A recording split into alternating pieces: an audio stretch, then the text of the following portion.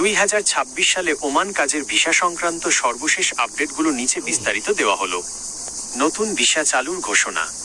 গত 27 জানুয়ারি 2026 এ রিয়াদে অনুষ্ঠিত global labour market কনফারেন্সে ওমানের শ্রমমন্ত্রী এবং বাংলাদেশের প্রবাসী কল্যাণ ও বৈদেশিক কর্মসংস্থান উপদেষ্টার মধ্যে একটি গুরুত্বপূর্ণ বৈঠক অনুষ্ঠিত হয়।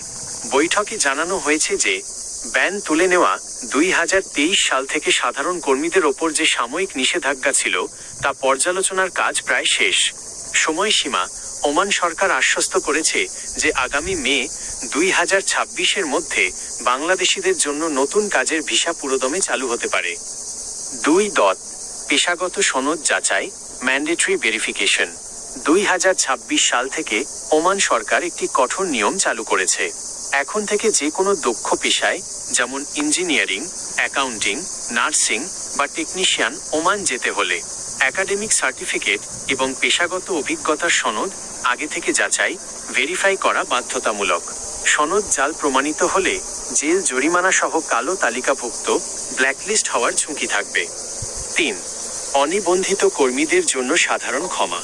ওমান সরকার বর্তমানে দেশটিতে থাকা অনিবন্ধিত বা অবৈধ কর্মীদের জন্য একটি বিশেষ সুযোগ দিচ্ছে। কোনো জরিমানা ছাড়াই এসব কর্মীরা তাদের কাগজপত্র বৈধ করে নিতে পারছেন অথবা দেশে ফিরে যাওয়ার সুযোগ পাচ্ছেন। মূলত এই প্রক্রিয়াটি শেষ করার জন্যই নতুন সাধারণ কর্মী ভিসা দিতে কিছুটা দেরি হচ্ছে। 4. ভিসা ক্যাটাগরি ও খরচ। বর্তমানে সীমিত পরিসরে যে ভিসাগুলো সচল আছে বা খুব দ্রুত চালু হবে: দক্ষ কর্মী, skilled workers, doctor, engineer, nurse এবং উচ্চশিক্ষিত পেশাজীবীদের জন্য ভিসা সচল আছে।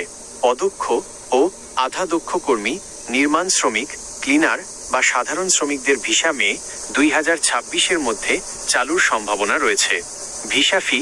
সাধারণ কাজের ভিসার সরকারি ফি প্রায় 20 ওমানি রিয়াল, কাগজপত্র ও মেডিকেল খরচ আলাদা। 5. কিছু গুরুত্বপূর্ণ সতর্কতা। দালাল থেকে সাবধান। ভিসা পুরোপুরি খোলার আগেই কোনো এজেন্ট বা দালালের কাছে বড় অঙ্কের টাকা লেনদেন করবেন না। পাসপোর্ট মেয়াদ। পাসপোর্টের মেয়াদ অন্তত 6 মাস থাকতে হবে। মেডিকেল টেস্ট, গামকা, GAMCA অনুমোদিত সেন্টার থেকে মেডিকেল ফিটনেস সার্টিফিকেট অবশ্যই লাগবে। আপনি কি বিশেষ কোনো পেশার, যেমন কনস্ট্রাকশন বা ড্রাইভিং ভিসার আপডেট জানতে চাচ্ছেন?